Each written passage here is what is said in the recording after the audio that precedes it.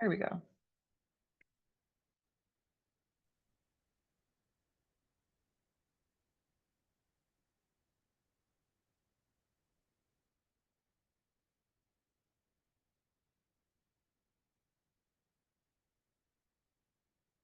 Okay, we're in now.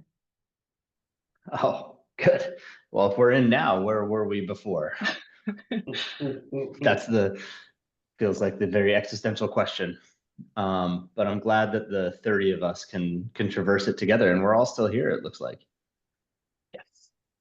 Fantastic. All right. Well, Jenna, as we pull over our other panelists, I will get us started here and make haste. Hey, Tom, thanks for joining. Um, Steve, thanks for joining. And Daniel, great to have you here. And welcome, everybody. Again, thanks for your patience as we get started here. This is a new offering and approach that MCA is undertaking.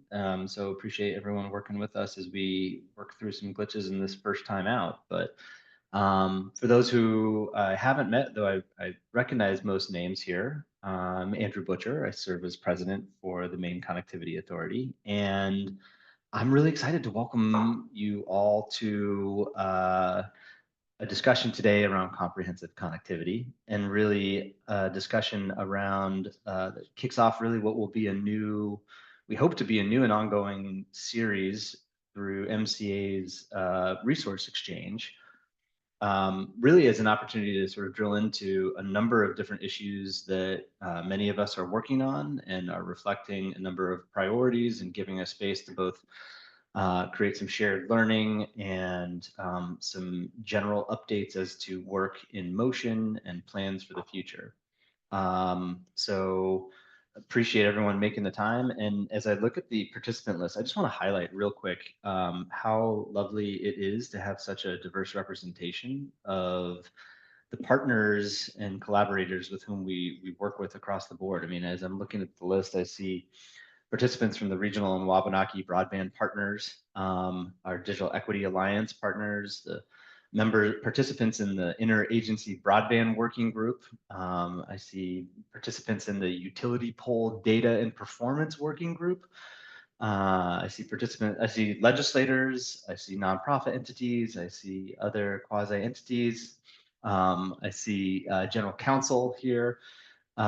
This is lovely to have such representation from the broad array of work, and I think representing the ecosystem that we work within, which does queue up sort of our intent for today. And I'm going to walk through that really quickly. We are starting a few minutes behind. We are going to be sticking to a 1 o'clock conclusion. So I'm going to keep my part at the beginning as short as possible. And I do want to allow our participants for a quick introduction, and then I'm going to queue up some discussion, some prompted questions for them. And then we're really we're trying to create some space and ensure some space for some Q&A and some dialogue with participants. And so as folks have questions, please do put them into the chat. Please also, we are looking at time and space for participants and attendees to contribute. Just by way of norm setting, this is a tight webinar. We have some discussion and content that we want to get through, but we also want to leave space. And so let's just be mindful about the space that we take as you're asking questions and contributing input. To that extent, as we get started, I do want to thank you, Curry, for providing your introduction. I encourage folks to provide an introduction to yourself in the chat of attendees. And also, please help us by way of informal poll in the chat. Please let us know what brings you to this conversation and why you are interested in a discussion around comprehensive connectivity, what you want to get out of today. So myself and MCA team members are going to be monitoring that, and we want to make sure that we're driving the conversation to that in real time. I know there's a fancy poll mechanism that we can do for that, but we're going to keep it real simple right now, and just please put those intentions and objectives in the chat right now. And what I would like to do is I want to give you, Daniel, Thomas, and Stephen ability for a quick introduction of yourself, your position, your company, and very briefly what comprehensive connectivity means to you. And then I'm going to zoom back out and give a little bit of a snapshot of comprehensive connectivity as we've been thinking about it at MCA, and then we're going to step into some of the just Q&A with a little bit more detail. That sound good for you all? I know we spent excessive time working with you and planning and prepping a very scripted dialogue today. So by way of zero time, does that work for you? Wonderful. Why don't we do Daniel, Thomas, Stephen, and then we'll come back to me and we'll jump into some questions from there. Well, hello. Thank you for inviting me and letting me be a part of this. As I told Kendra Joe before this started, I've got about a 3-hour presentation ready to go. So we'll work on brevity. I want to get to the questions back and forth, so I'll keep it quick. But again, my name is Daniel Parrish. I'm with Direct Communications. We've been in the broadband industry for 75 years. Based out of Idaho. We started as part of the old breakup of Ma Bell, the old switches where you party line switches that you connect from one person to the other with just a little plug that would go from one to the other. In that process, we've done it and seen it all. Messed up a lot of it and got a few of them to work properly. We've been in Maine for 3 or 4 years now. We purchased Unitel, which has been operating for 125 years since 1904. Unitel has been operating in Maine. And just recently we finished the purchase of Union River, or Riva.net, who's been operating since 1905. One of them since 1905, one since 1904. So we've got a deep history in Maine, and quite frankly have been incredibly impressed by the Mainers that we have had come work for us and those that we interact with. I got a whole list of things I can go through here, but I will just say that for us, the interconnectivity, the comprehensive connectivity has 2 parts. There's in the home, which is allowing all of the different devices and platforms in your home to interconnect, to work together, to then interface you out to the world. And then outside of your home is our responsibility to connect you with the patchwork of all of the other places in the country and in your neighborhood and in your community that you want to communicate with. So comprehensive connectivity is connecting the devices in your home and then connecting those devices out to your neighborhood, to your community, to your state, and to the nation. So I'll go with that. Thank you. That's a great start, Daniel. Thank you. 125 years. That is clear evidence that yes, broadband has been around for a while.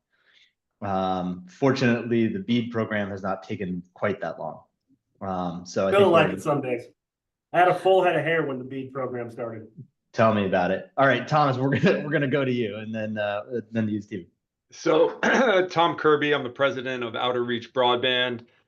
Quite different from 125 years. We've been operating for 5 years, and we are here. We're trying to provide Mainers an alternative to the incumbents. We're trying to build a broadband company from the ground up that, hopefully we can avoid some of the missteps of the legacy companies.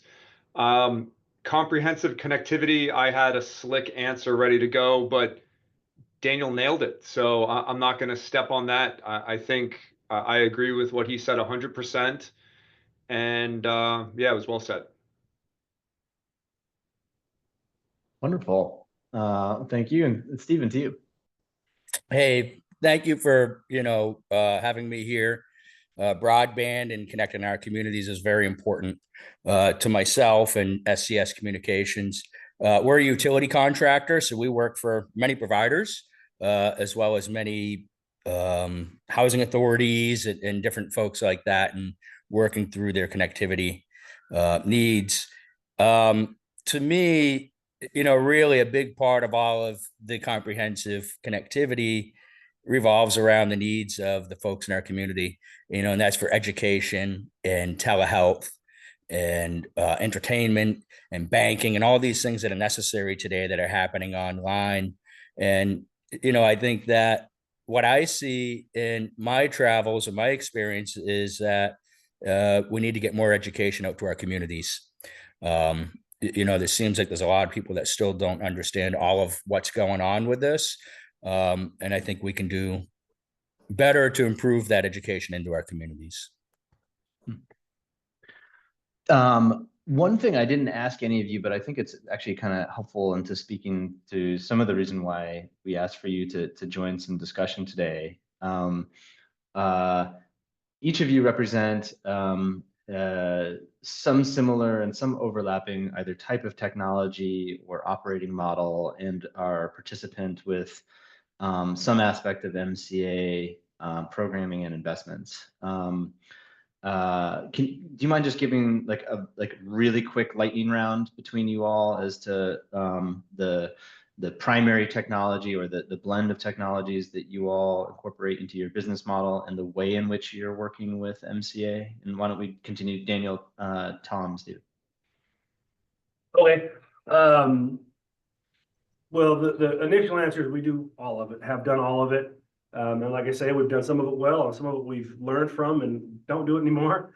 And some of it we're still learning. Our core business is fiber, connecting fiber optic networks across the country and across Maine. That's our core product that we are providing. We can talk more about why we're doing that. And then we work a lot with the MCA through Reconnect, the Connect the Ready programs, trying to build those fiber networks out. Great, thank you, Tom. So currently Outer Reach is a fixed wireless provider. We operate multiple technologies, different types of radios in that space. And with the MCA, we received a Jumpstart grant to deploy Toronto radios in Lee and Lakeville. So that's been very successful in some ways, and I'll admit disappointing in one way for us. In 5 years, I think you see a different company. I think we'll have a lot more fiber, our own fiber to the home in different areas. So I consider us a technology agnostic company because we're a company that is driven to provide comprehensive connectivity. And frankly, I don't care how we do it. I just want to do it the best way for the communities that we work with, and the best way for us from a capital perspective, from a speed to deployment perspective. And so that's what we're working on. So as a utility contractor working for multiple providers, we work with all the technologies. We work a lot with fiber optics for single family units. We do a lot of design and cabling and structure cabling into MDUs. We work with fixed wireless companies and provide them, support and installation assistance. And we work with the MCA to help consult on all of that, as well as for the MCA, SCS is playing a role in the WIA program, getting LEOs installed into rural areas, which is going very well, actually. It's really nice to see folks that had no connectivity come online. That's very rewarding and gratifying for what we do. Well, I appreciate that, Stephen. And also for the, I think it's a safe space that we're largely attendees here are relative broadband nerds. So folks may be, and I say that with all affection, but for those who are unclear about what the WIA program is, that's the Working Internet ASAP program, which provides a low Earth orbit or LEO satellite equipment subsidy and a support with installation, of which SES is helping facilitate for many folks who subscribe. So, and by all means, if folks have questions about sort of any acronym soup that comes out there, you know, the intent of these conversations is to elevate a collective discussion and perspective around connectivity. It's not to provide a MCA explicit update. It's not to provide an MCA commercial. It is to help us collectively continue building upon the momentum that we have pretty significantly been executing upon over the last couple of years, especially as we look to sort of the next phase.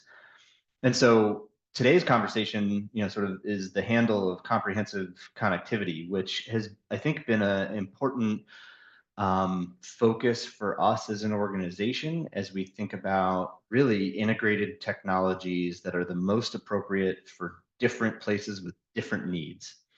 You know, it's a way for us to move beyond the binary challenge of do you have a connection or do you not?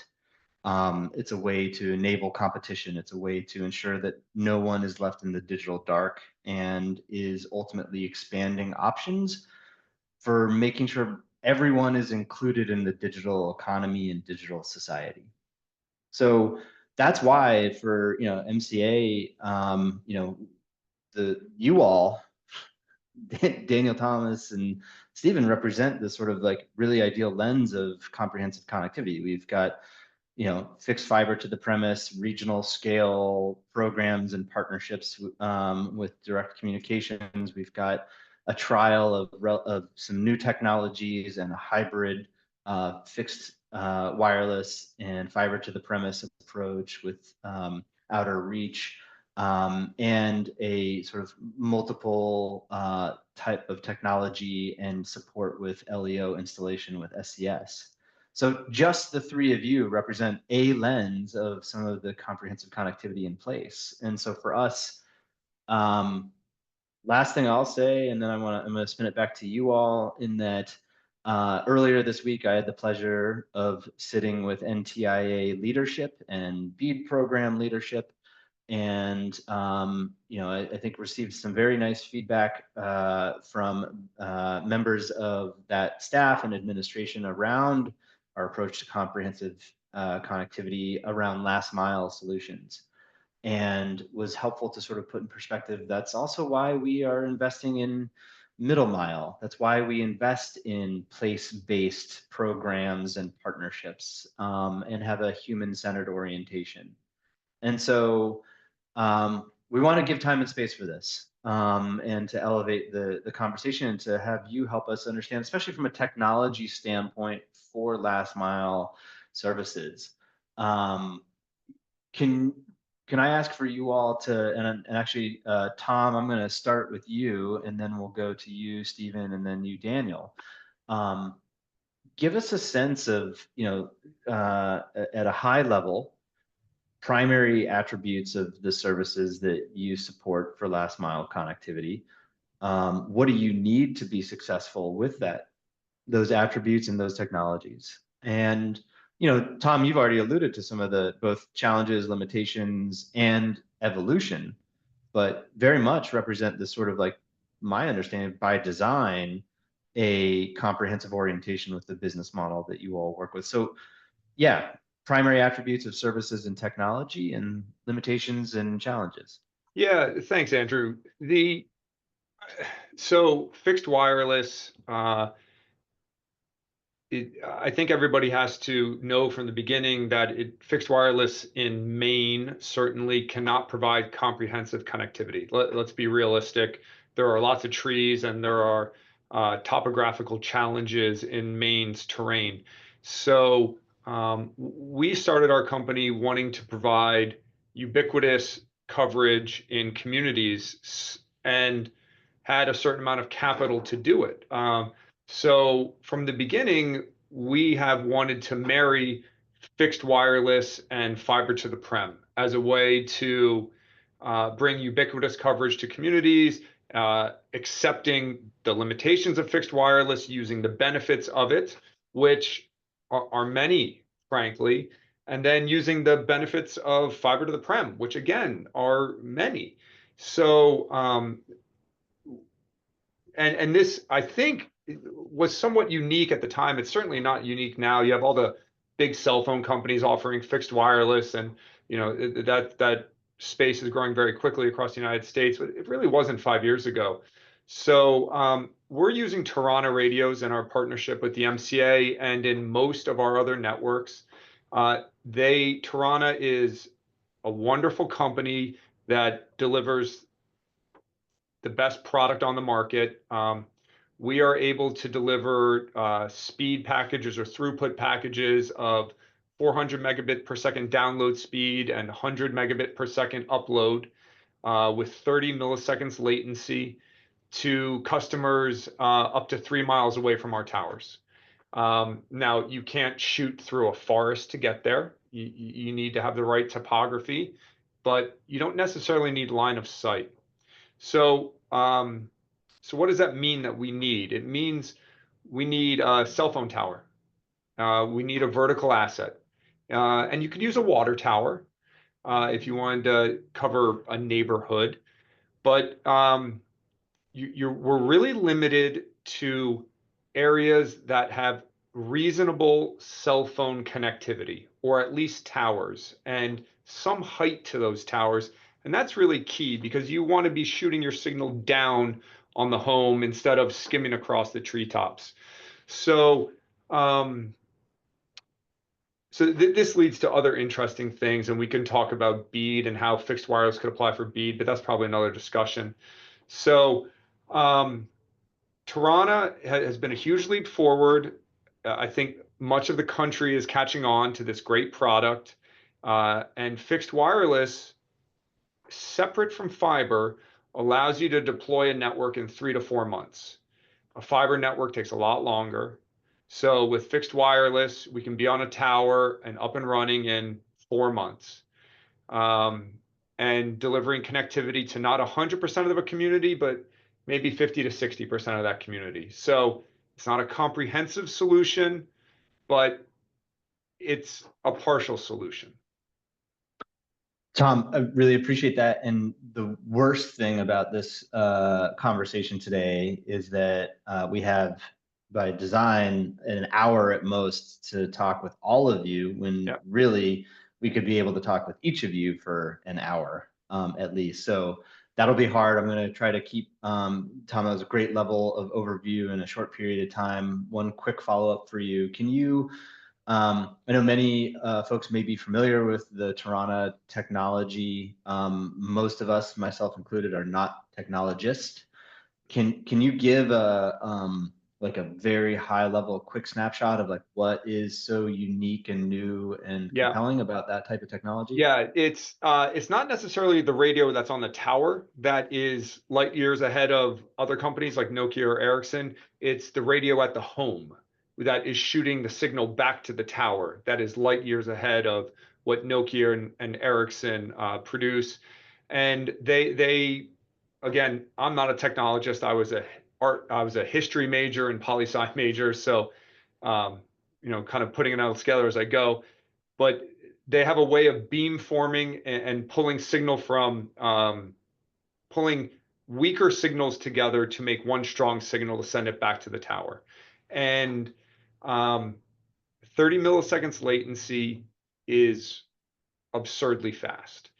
In one of our homes, you go to one of our customer homes and you will not notice a difference between a fiber connection and a Tarana connection. It is internet that works. The problem with it, and I will be honest, is we can't serve 100% of the homes. And it gets very frustrating for us, and it gets very frustrating for people in the community that want our service. First of all, I hear some overview and pitch of Tarana every couple months, and I just want to give you credit that that was, I think, like the most distilled, sharp, and sensible breakdown that I feel like I've heard. So really helpful. And also, I think it's important to acknowledge, like, I'm hearing you on behalf of a fixed wireless small ISP acknowledging limitations of that and the challenges, but also recognizing if that is not, if we are looking at enabling more than just a singular point of connection, it is a important complementary way, and it can be a way to that has a place, but it isn't necessarily the only solution that should be available. So I acknowledge and appreciate that sensibility and humility from you and from a company standpoint. Thanks.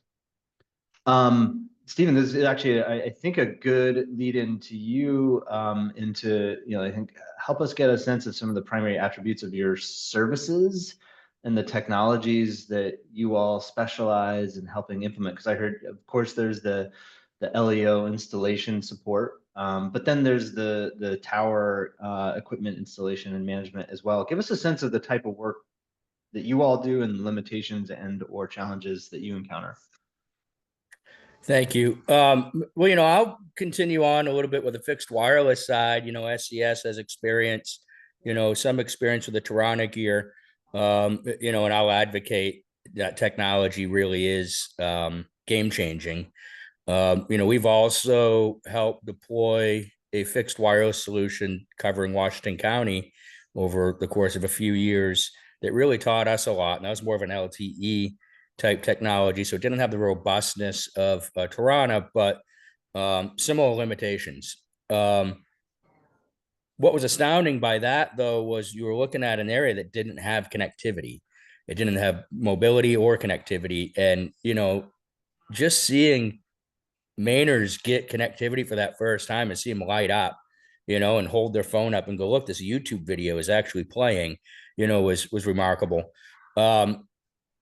We also, of course, work with the LEOs and a lot with the fiber, and really it's a combination of all of these is what we need. I feel in Maine, to bridge the digital divide. Some of the rural areas, fixed wireless can get, a good part of the way there. And then LEOs are going to get your I call them islands, right? People that are just in really remote spots. And that could be remote spots because they live in a remote area, but it also could just be terrain. They could live behind a big hill or a mountain, where fixed wireless can't hit. And then on the fiber side, that's really the gold standard, right? And SES focus has been strong in the multi-dwelling space. Part of that is getting options for providers by bringing fiber in, to kind of compete with, the cable modems that have been kind of, the incumbents now for, seems like a couple of decades. The challenges to all of this that we see are education. Again, I remember talking with some landlords, and they're just simply asking, what is this? Is it internet? And how much does it cost? And it's like, well, it's more than just internet, and so helping them understand what that is.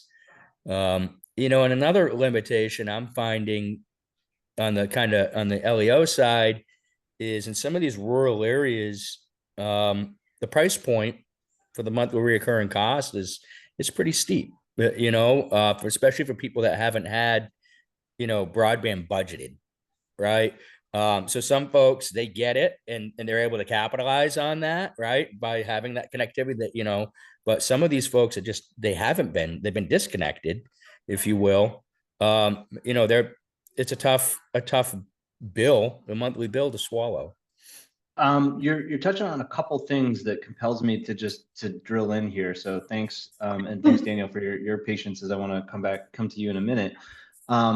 Stephen, you're talking about some of the specific issues associated with facilitating connectivity at, you said multi-dwelling unit facilities, right? And so that's sort of a different challenge from a last mile or a last premise connectivity need. So can you just elaborate a little, like when you say can you give us a snapshot of that type of work and how it's different than facilitating another sort of like premise to a standalone fiber facility? Well, MDUs basically are a last mile solution, right? Because a lot of the outside plant runs by the building, but we've got to get fiber not only into the building, but to each door, right? Fiber to the device. And that requires in brownfields post wiring and in greenfields, pre-wiring. And so the challenge is that a lot of these loans, they don't understand the value. There's a lot of providers out there that will invest into these MDUs. They will cover the cost to wire fiber to each of the units. And even with that, the landlords and property managers, not all of them understand. The actual cabling of it, what we're trying to do is, rather than go into a building and wire each unit on each call when someone signs up for service, we're trying to go in and just wire the entire property and make the services available, which is actually normally pleasing aesthetically and have control for the property managers, through that part. So still, we're finding a lot of challenges with it as we're trying to break down barriers. And then if I may, just on the greenfield, I've been working with general contractors and electricians and trying to get them to create either a fiber path or a permanent path to a media panel from the demarcation for fiber, because a lot of these are still getting, just copper facilities. And the way that these buildings are sealed up now with spray foam and construction methods, post wiring is becoming more and more challenging. We have worked with some manufacturers to develop products to overcome some of the challenges. And that's been going pretty well. But it's really, getting into this space, I was like, this is going to be a layup, right? It's going to be easy day. And it hasn't been. We've been working in it for 3 years actively on the fiber side. And just in the last 6 or 8 months, we've gotten a tremendous amount of traction. But it's taken that long with a strong effort from SCS and the providers to, move the needle. I think one of the things you're helping with is revealing, and I know many folks and many folks who are attending here have spent a lot of time thinking about some of the challenges of connectivity at ADUs and especially MDUs, especially from an affordable standpoint. And so in some ways that's its own universe of a conversation in its own right. But I think you elevate an important lens of when we talk about comprehensive connectivity, it's also different facility types and the needs of people in those facilities and the technical implications associated with that, which lends itself, the legislators on the call should be thinking about that from a legislative standpoint. And there's been legislation in the last year starting to look at that. MCA and Maine Housing put together an analysis and thinking about how we address that and layer it into our digital equity and digital opportunity programming. So I think it's a really useful lens of sort of the intersection of technology and facility type. For follow-up, Daniel, help us get a snapshot of certainly, primary attributes of services and technology, successes and insights that you all have had. And frankly, we also have the benefit of you all operating in multiple different jurisdictions and states. And so you emphasize some of the learning journey for an older and established regional and national company. So primary attributes of services and challenges and insights. And I think you're on mute. Now I'm not on mute, so now let me talk. Let me start by saying that I concur with much of what Thomas and Stephen said. In fact, on the MDU side, there may very well be a place for the MCA to step in helping with education, in that helping contractors and developers to recognize that preparing, especially greenfield, but even some of the brownfield stuff, preparing those locations to have high quality broadband to their consumers is important. Because if they'll just call up SCS or call us up before they start the process or while they're starting it, the cost to them is minimal, like almost nothing to wire those locations and to put conduit in the ground while they're doing construction, as opposed to waiting a year and all of a sudden the costs are super high. So that's a super important place where education needs to happen on the MDU side. because more and more people live in MDU multi-dwelling situations. And so that's an important piece, and I appreciate Stephen doing that. We do a lot of MDU stuff, frankly, everywhere we can. But so for us, for Direct, probably 7 years ago, we made the internal decision and came to the realization, well, we came to the realization that our consumers, they want high-speed internet. They want it, even if they don't know what they're supposed to do with it. We have found without fail that when we bring higher speeds to an area, they use it. Doesn't matter age, doesn't matter income, doesn't matter background, doesn't matter race. When we bring them a better service, they use it. And they use more of it than we expected them to. So as we were going through that realization, we thought, then why are we not bringing them the best service? Now, there's plenty of times where we will bring them temporary solutions because they need an answer today.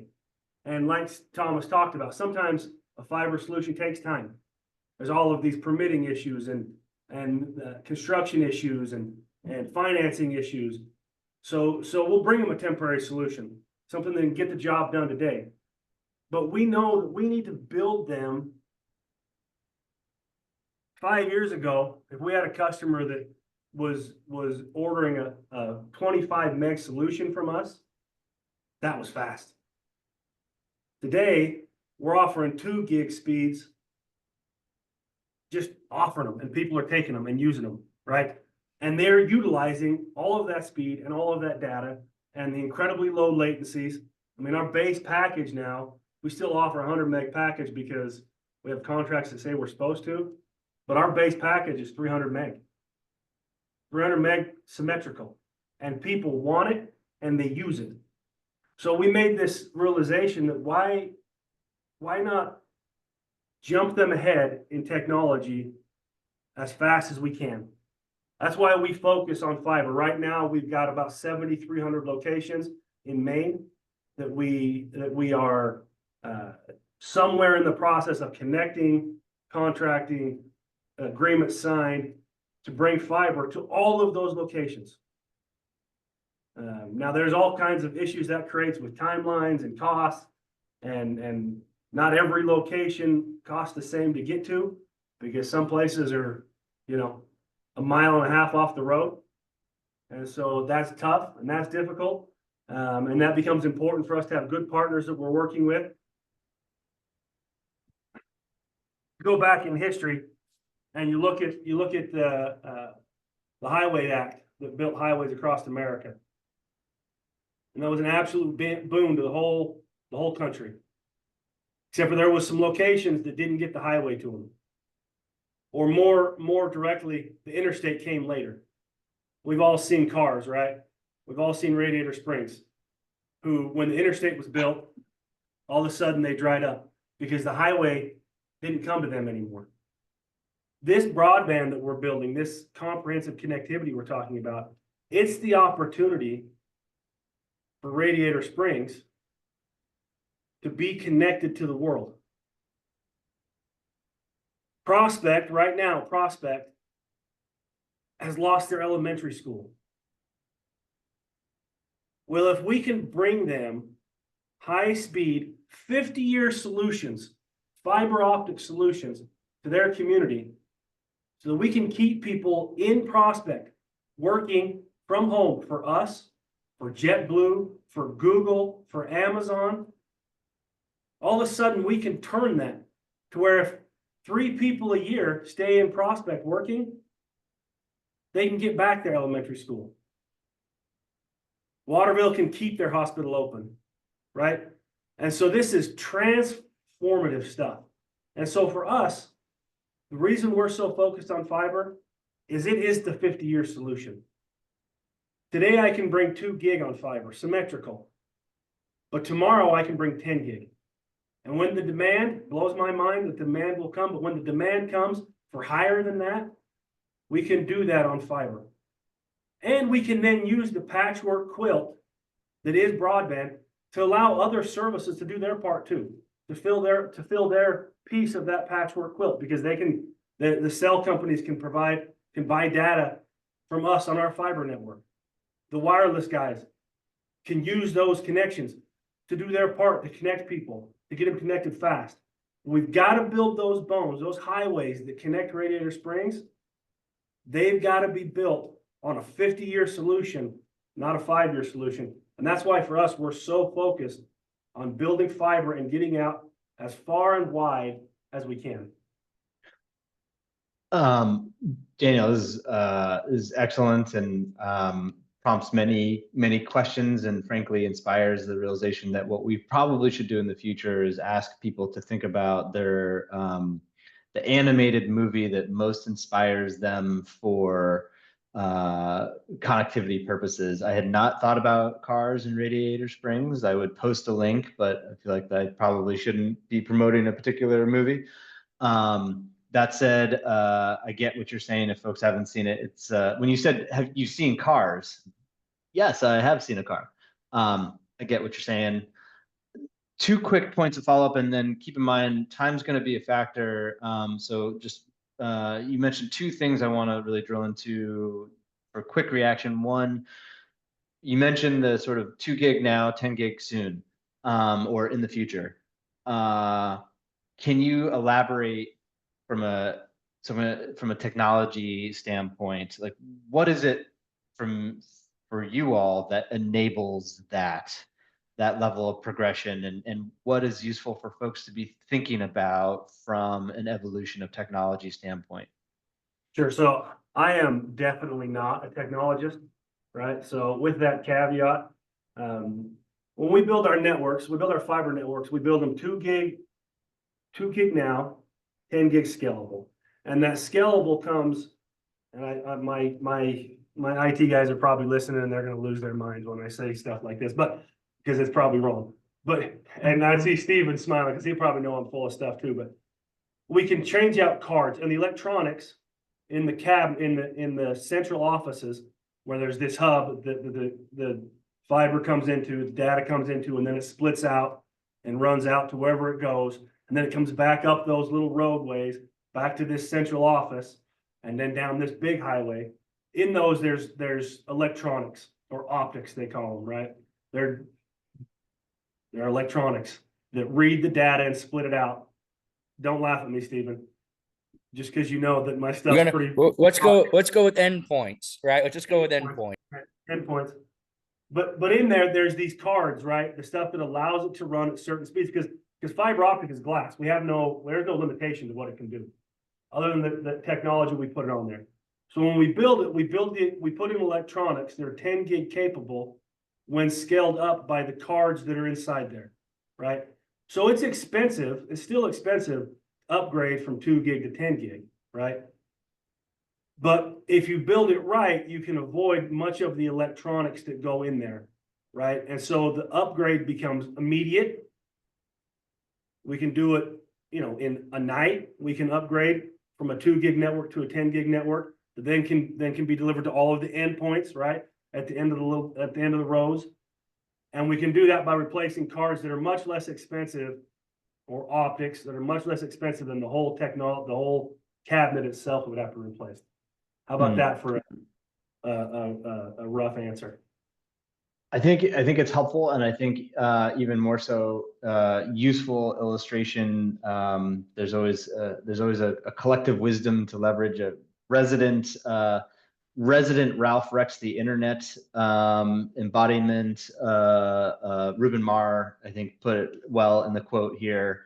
Really, as long as the fiber is there, the equipment will be able to expand upon the capacity of the laser and the light, right? And so I think what's hard for many of us, most that are not technologists, is understanding the rate and the pace of that, the role of that evolution of the technology, especially as it pertains to, that, Daniel, you referenced the patchwork of quilt, right? Like fiber to the premise with a radio signal that allows for the 1.5 mile road that otherwise wouldn't be available through fixed wireless or a fiber backhaul for an LEO service provider. It is this sort of stacking and integration of different efforts, of which, frankly, the sector has been doing in a variety of different ways over the years. And so I appreciate that emphasis. We are coming into the portion of the conversation where there's 3 hours of things to talk about in 10 minutes. And I want to frame a question to you all, because I think it's real possible for all of us to get wrapped up on the technology, to get focused on the policy, to be working through some of the more nuanced and complex aspects of this, and sometimes kind of lose sight of the human-centered outcomes and impacts associated with this. And at the end of the day, we're talking about comprehensive connectivity such that people are more connected to each other, right? The technology is a means to an end. And you all have really unique perspectives around how that manifests and how that is enabling people to do more. I think your point around the prospect school is a really useful one. So I want to ask you this question for each of you. We'll tee it up so you have 4 seconds to think about it. And I'm going to also pose to our participants. We'll have probably just a few minutes for questions should folks have it. I know some people are putting questions into the chat, so you can do that. If you want to ask a direct question, we can try to do that as well. So I think the question for you all is, for you, beyond the splicing, beyond the switch flipping, what does it mean to be connected? Like, what pulled you into doing this work? And help us get a sense of like who or where is a good example of that increased connection that you're seeing. What is the school or the residents that have more options now that they didn't before, or the resident that is now able to, fix their lawnmower with a YouTube, which would be me. So help us ground this from a human-centered standpoint. What does it mean to be more connected for you? What pulled you into this work? And let's start with you, Tom. Steve and Daniel, let's see if we can land this in probably 3 to 4 minutes and try to aggregate some questions between now and then. Yeah, so this is an easy question, and thank you for giving such a softball. This is virtuous work, bringing connectivity to communities that don't have it, and speaking with a customer who hasn't had high-speed internet at their house. Oftentimes there are tears of joy. There are times when a grandparent, right after we connect their house and set up their Wi-Fi, will FaceTime a grandchild and say, look, Ganny or Gampy is here now. We can do this. We can see each other. It's amazing to hear from an internet service provider, because I pay for internet services. I wish for my own company, but from other companies for years, we get emails from our customers saying, thank you for coming to our community. And it's nothing beyond that. It's wonderful work, and it's fulfilling every day. And, we're trying to do the right thing. Appreciate that. Stephen, I'll hand to you. Thank you.